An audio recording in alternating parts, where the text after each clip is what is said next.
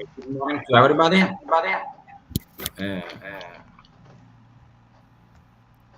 Andrei, sorry, do you have to go out from the YouTube link because we have a return of sound. If you No, on no, this, I'm not there. you have on the stream, yeah? Okay, perfect. Yes, yes. So, thanks to everybody to the year. I think that there will be, let's say, more audience not in the live because it's like a strange hour, but for sure it will be good, like for some public, like in Asia. So, thanks to Andrei. After 1 year, we made another review. So for today, I would like to make you some questions, just question to make a short speech, like 30 minutes, 40 minutes maximum, just to understand the actual situation and what is the let's say the audience of Russian Federation that is now after 1 year of this or more of this situation. So let's start from the first question directly. More than a year after the beginning of the conflict, how can you describe the current attitude of the Russian society regarding the political economical situation? Uh, generally speaking, Russians are still supporting this war, but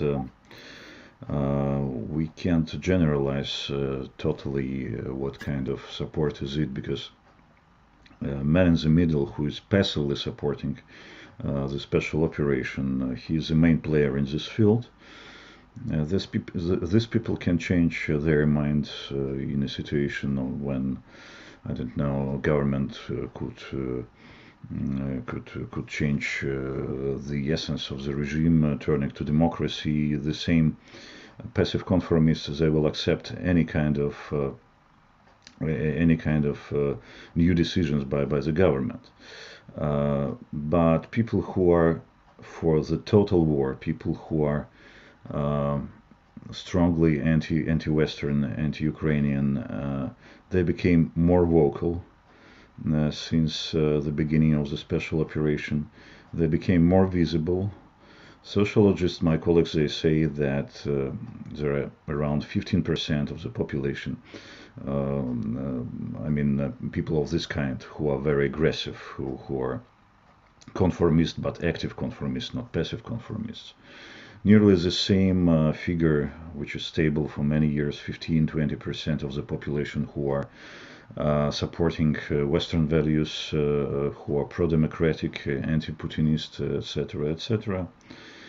So in that sense, it's nearly the same, but partial mobilization, which has been announced in September and provided in October of the year 2022, it was very harmful for the previous version of, let's say, social contract with the society. We as a society, we do not penetrate into your political decisions, your corruption, and we, the government, we do not penetrate into the population private problems, private life. So this social contract has been violated because Putin asked people for their corpses, for their direct participation in the special operations. This is not for professional military men, this is for the whole nation. We could mobilize you, we could ask you for your vocal support and for your direct participation in the fields, in the trenches. This is absolutely another situation, but there was very high level of anxiety at that very time, but people generally did not protest against it. They simply decided to adapt to the current new situation. So in that sense, we are witnessing the phenomenon of nearly total obedience, which is not total in reality, because when in the West people ask, where are the protests of Russians, where are these thousands of people in the streets, I must say that it's technically impossible, politically impossible, because this regime became not simply authoritarian. It became half totalitarian. I name it hybrid totalitarianism because there are elements of totalitarianism in it, and I mean suppression of the civil society, prosecution of any kind of independent thinking is more harsh than in the last years of the Soviet Union. It's quite serious. You can't go to the street. You can't be vocal in terms of protesting against the war. It's absolutely impossible. Many people are prosecuted right now. If you'll take the statistics of prosecutions, it's absolutely horrible.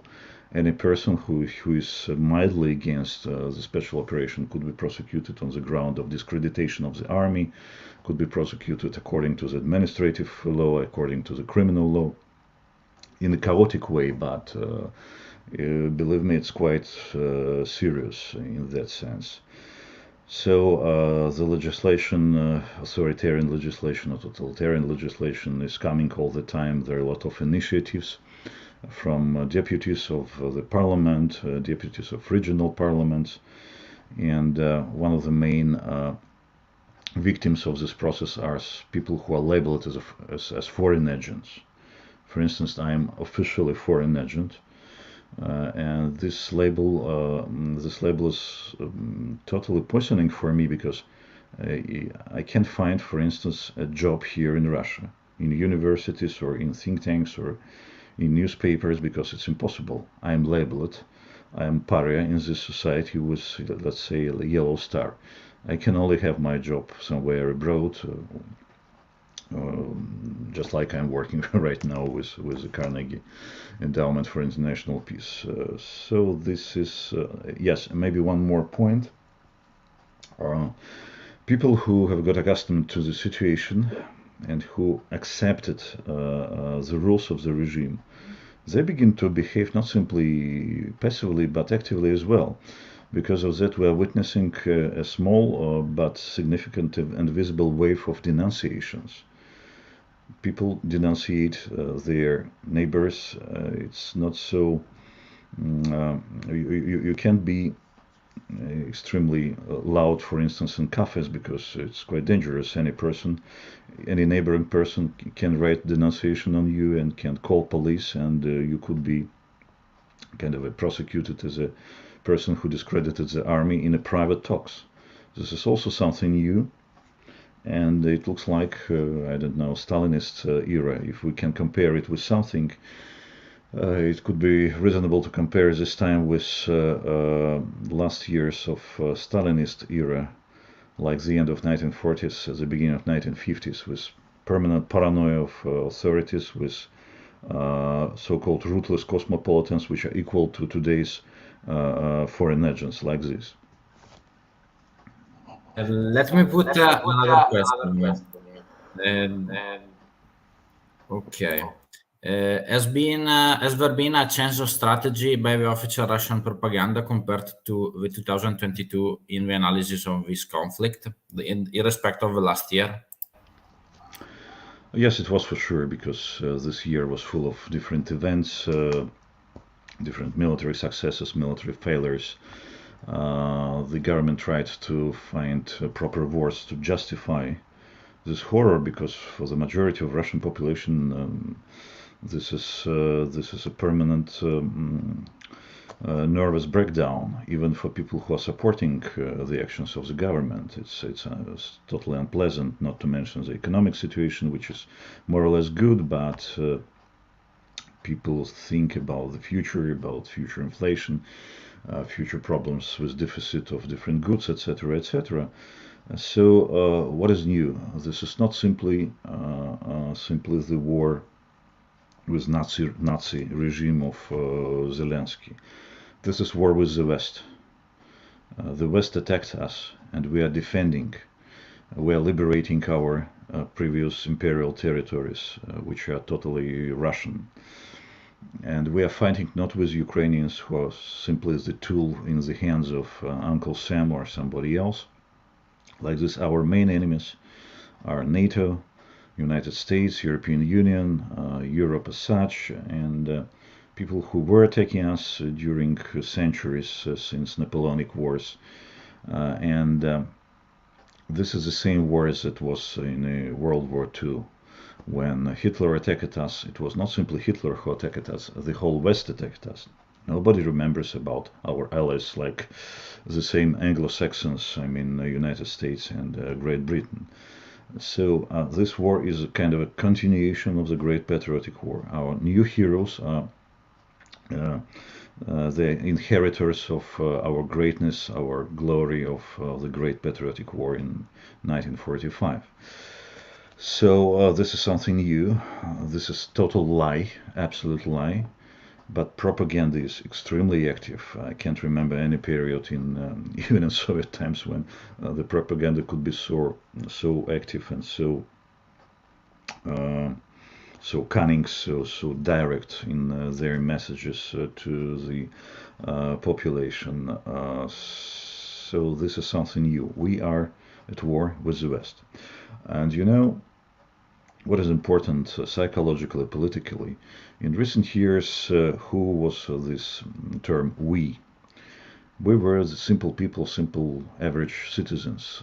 Who were they? They were somewhere at the very top. Putin, oligarchs, political class, and right now, this is not kind of a vertical understanding of we and they. This is horizontal understanding when we are Russians with our commander-in-chief.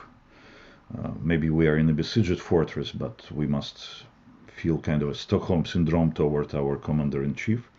And who are they? They are somewhere in the West, collective West, again NATO, United States, etc., etc. So this changing of the model was quite efficient in terms of propaganda. Again, we are talking about the majority of Russians, passive and active conformists. I can say it about the whole Russia. We must differ.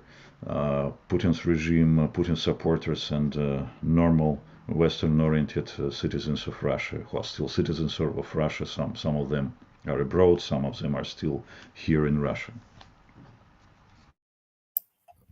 Let me put another question that it's about this vote. In April 26, UN General Assembly adopted the resolution of cooperation between the United Nations and the Council of Europe by 122 votes, 4 and 5 against. 5 against was Russian Federation, Belarus, Nicaragua, Syria, and North Korea. China votes in favor for the first time instead of be like in neutral vote. Do you think that something is changing? I think to some extent, yes, despite the fact that visibly the Chinese leader demonstrates total friendship with Putin, and he's simply a beneficiary of the situation, maybe in economic sense, like Turkey, for instance, like India, for instance, which are getting more Russian goods, and they're paying with their national currency. There are some problems with payments, etc., etc. But Russia decided to make this final pivot to the east because Putin doesn't have any opportunity to cooperate with the West. He did it himself. It was kind of an economic suicide in that sense. But we see that Chinese leader had a telephone talk with Zelensky, for instance, and Zelensky appreciated this effort from the Chinese side. India is very, let's say, balanced in their position, trying to observe the situation, demonstrating again friendship toward Putin, but they're very attentively following the situation. Yes, Putin is trying to demonstrate that the majority of the world is for us, because what is the majority? It's Asia, Africa, and Latin America. And Lavrov, the Minister of Foreign Affairs, even decided to visit some Latin America countries, and they said that this visit was quite successful. But you know, I think that a lot of countries prefer multi-vector policy toward anything, and they're not happy with the period of the prolonged procrastinated war. It is bad for their economic interests. So in that sense, I think that Putin is losing friends, let's say, or temporary allies like China, India, and not to mention CIS countries like Central Asian countries, Caucasus countries, which are not happy with Putin's war, and they're afraid of him. They prefer to follow the steps of multi-vector policy, and I mean, in that sense, Putin couldn't be so attractive for former Soviet Union republics as it was maybe even several years ago. His soft power is not so attractive to them, and I think he's in the process of losing friendship of CIS countries, not to mention states which are not so friendly to his regime. So in that sense, he was trying to construct a new empire, but at the end of the day, he is losing this empire. He will not have an opportunity to recreate it. He became not so attractive to any country around the perimeter of the Russian Federation. Let's pass to another thing. I want to share with you some slides also with the public. I will show it very fastly, but only to make a preview of a question that I'm giving to you. It's the last 2-3 questions to stay in the 30 minutes. This is like the Russian federal government revenue oil and gas from let's say the beginning of the conflict, and now we can see that it's a huge decreasing of profit. The quantity it could be the same, but the oil that was sold to China and India or the other countries was with very low price in confrontation with prices of Europe. So from the top of April 2022, that was 1,797,000. Now it's 521,000. And this is the other the price the exchange with dollar and ruble. That for me was very interesting, because at the beginning of the war, the ruble was controlled by the Bank of Russia very good in the exchange, so it peaked a minimum of 50, and now it's 82. And this is another chart that it's very interesting for me, that it's official data from the Minister of the Finance and the Bank of Russia, that the income it's actually minus if we compare the first trimester of 2022 and 2023. In 2023 it's minus 21. The oil and gas income it's minus 45%, and the let's say the cost, the expenses is plus 34%. So we have a deficit that is very important for the Russian economy to maintain this war. So the question is technically connected also to the economical part.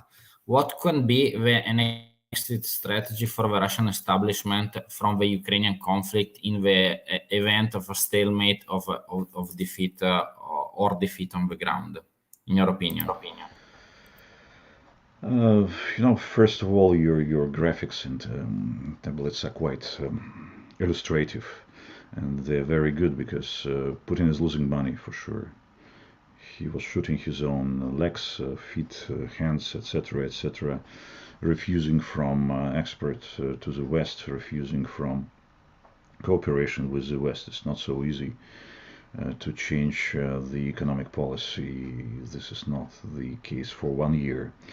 Yeah, there is a decrease of incomes, and this is a problem, because state interventions in the Russian economy are quite high. Putin has problems with working force. Now we are experiencing a deficit of working force, especially in the military-industrial complex. He redistributes money which are going from the sectors of the human capital to the military-industrial complex as well, because he is procrastinating this war. And he will have less opportunities to buy loyalties, despite the fact that he's trying to pay a lot of attention for social payments, a lot of attention for payments to maimed people, to the families of mobilized people, etc., etc. It is workable right now, but who knows what will be in the middle term and long term perspective. And for sure, again, the main problem will be with the human capital in this country in a long-term perspective. And he's trying to find additional money somewhere. There are rumors about possible internal loans, so he's trying to get more money from big businesses to take windfall tax, 5% from extra revenues of big companies, and they're not happy with it for sure. Yes, and this is kind of an economic picture, economic background for the military situation, and this is a good question. What is the exit strategy? And this is the permanent question for any Russian citizen. What will Putin do? But we don't have a normal or proper trustworthy answer to this question. Because, okay, Putin will have presidential elections in 2024. I thought several months ago that he must send a message to the population that we must be victorious, we are achieving peace, so this is kind of a presidential message for the year 2024. Right now, I don't think that it's so necessary for him. From his point of view, everything is okay. People's adaptivity and people's resources to adapt are quite high. Why not to continue this war? He sees these figures of big support, so why not to think that the nation is united and the rest of the nation, they are simply pariahs, national traitors, foreign agents, fifth column, etc., etc. This is a meat for prosecution from our different Siloviki bodies. That's it. So I can say that they have this exit strategy right now, even in a tactical sense, because I can't understand what should be the answer to this widely announced counteroffensive of Ukraine. What should be the consequences of it? I know only one evident consequence of it. He will be more cruel toward his own population, toward his own protesters inside Russia because of this counteroffensive. If it will be successful, he will double the pressure on Russian civil society. It will be problematic for us who are still trying to live here. So no tactical exit strategy, no strategic exit strategy at all.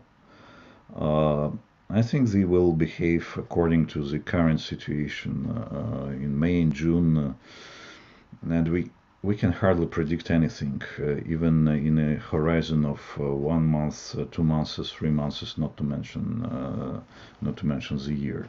The situation is worsening. This is the only conclusion which is possible.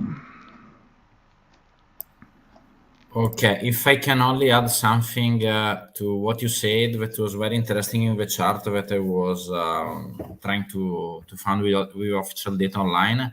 It's that the first importer of Russian fossil fuel was Europe before the conflict. Now it's China and India, but it's very interesting that the biggest part of fossil fuel imported from Russia, it's not refined but crude. And the most profitable, it's refined fuel.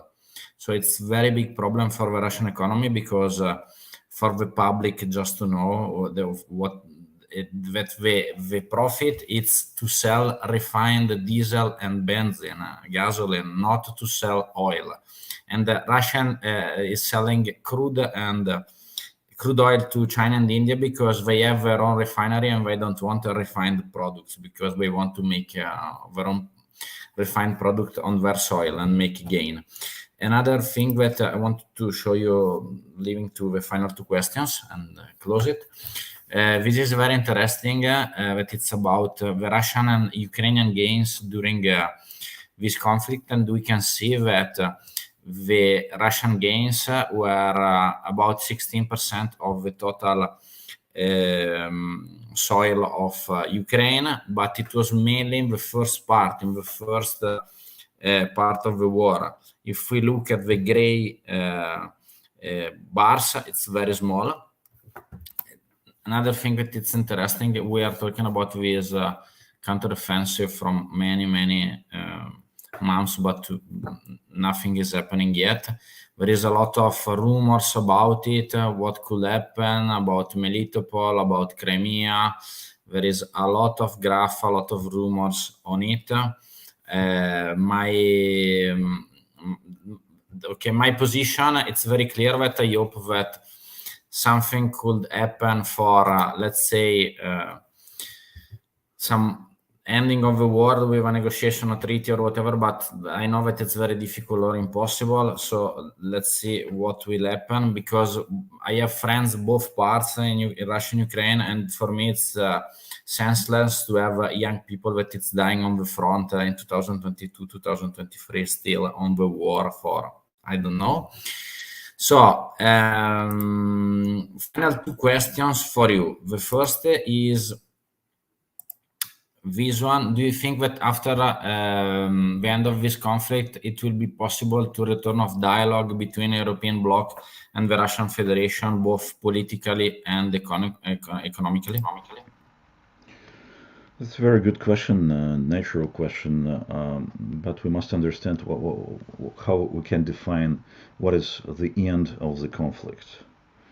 We mean hot phase of the conflict, I mean military conflict, or we mean conflict in general sense of the word, I mean conflict between Putinist Russia and the West as such, with civilized world. This is hybrid war. This is not simply a pure military war. In that sense, I'm afraid that we can understand that until the time when Putin is still here, he's still the president of Russia or a national leader, he will not stop this permanent ideological, psychological, political, economic conflict with the West. It will be harder to survive for him in several years because of these primarily economic problems. But again, right now he assures that adaptivity of the Russian population and the sense of unity is quite high, and he can survive a lot of troubles in the future.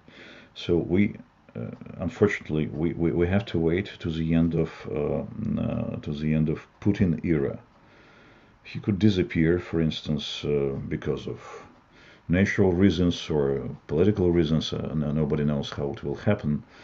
Russian elites right now are still quite obedient, and they're not ready for any kind of conspiracy against him. Vice versa, they're serving. So the question is, what will be after Putin? Will Putinism survive him? Will we witness the chaos in Russia, disruption, disintegration of Russia, or not? My presumption is that any person, just like it was after the death of Stalin, or the death of Russian gerontocrats, any person who will come to the position of the leader of the nation, he will have to liberalize the rules, political rules, economic rules, and he will have to begin to open Russia again, because Russia will not have a lot of resources to continue these casualties and hostilities. Is it short-term perspective? Nobody knows. I'm afraid that we must be patient, strategically patient, in order to wait to the end of this matured Putin's model of the Russian political system, which is strongly bellicose, let's say, still.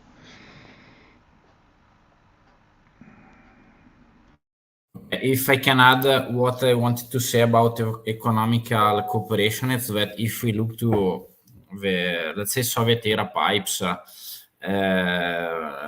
Let's say that 90% of oil and gas export was to Europe, and it's very difficult to think that the alternative, let's say for Russia, it's like to move oil and gas to India and China via pipes in, let's say, in less than 8-10 years. And if you decrease your national GDP, that is very depending by oil and gas, of 40% in 1 year, I think that it's difficult to maintain the economical stability of the state for 6, 7, 8 years during the time of creating a new pipelines to east. So this is why I asked if there is any type of, let's say, political or technical end of the war, if would be a sort of a kind of economical peace between the two blocks. Final question, it's that I wanted to say to you. Do you think that actually, talking about the second part, let's say, what could happen after the end of this political phase? There is, in your opinion, someone behind the actual establishment inside the United Russia, or let's say some opposition group, let's say Popularna Politica Navalny, whatever, or something that is similar that I don't know, that could be with popular support in the post phase of Putinism, or do you think that it's still too early to understand the situation of the post-Putinism era? It is still ununderstandable who could be trustworthy, who is the future leader of the nation, which program could be attractive to the population. The Russian opposition is totally disintegrated, disrupted. There are a lot of quarrels inside it. Yeah, there is a mutual background, a mutual platform. We are against Putin. We are for democratic Russia. How to reach this goal is now ununderstandable, because a lot of opposition leaders are somewhere abroad, or they are imprisoned, like Vladimir Kara-Murza, like Alexei Navalny, like Ilya Yashin, etc., etc. Even in these circumstances, people are accusing each other all the time, not to mention that there are quarrels between people who are staying in Russia and who left Russia. A lot of dividing lines between us. Still, and who is the most trustworthy leader? It's ununderstandable. Yes, if hopefully Navalny could survive this period, he could be the leader of Russia as such, or at least Russian opposition. I think that it could be kind of a mixture of, in a best scenario, a mixture of cooperation between Russian counter-elite and elite which is not became so dirty and poisoned by this war. Some people from economic bloc, maybe some people who are mute right now and are trying to save some relics of liberalism, like Alexei Kudrin. Paradoxically, right now, the second person in a trust rating is the head of the government, Mishustin. He's kind of a technocrat. He's concentrating on economic process. Yes, he has to participate in supplying war and in making war economy, let's say. But in the eyes of Russians, he's such a technical person, and because of that he's trustworthy right now, and because of that he is more successful in that sense than Lavrov and Shoigu, who were always second and third in this trust rating. Maybe people of this kind can be the future leaders of Russia in a transition period, at least. We can't predict how it will happen in details. So for the moment, we can't say who is the most, in reality, attractive person to Russians, because nobody think about it. Here is Putin, here is his regime, we are at war, and Putin will be our president again in 2024. And what will happen after that? The level of uncertainty is unprecedentedly high. Okay, perfect. It was my last question for you. So I still thank you for your time. For me, it's an honor anytime that you are able to make a speech with us.